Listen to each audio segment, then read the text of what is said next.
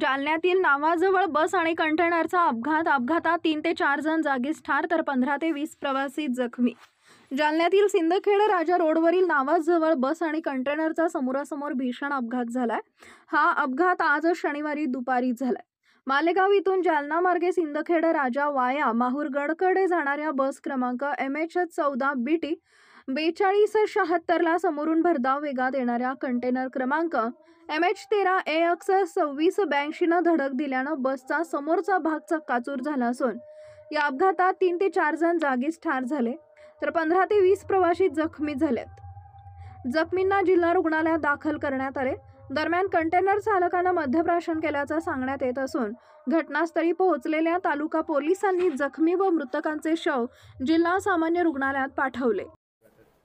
अपघातात त्यांनी 10-12 लोक लागेल मार, कोणाला मुक्का मार लागेल, कोणाला कानाला, कोणाला हाताला आणि पायाला, कोणाला भरपूर लोकांना पायाला लागेल।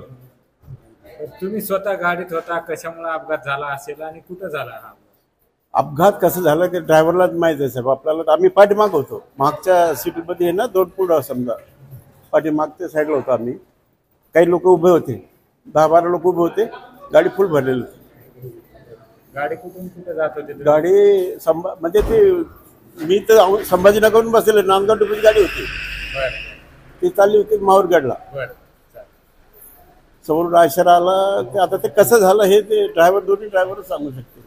किती जणांचा मृत्यू झाला? 3 लोकांचा मृत्यू झाला असं मी गाडीतल्या लोकांकडून ऐकलेलं। आणि जखमी किती प्रवासी? 10-12 लोक जखमी आहे। नाव काय तुमचं? हरिश्चंद्र डोंगरे।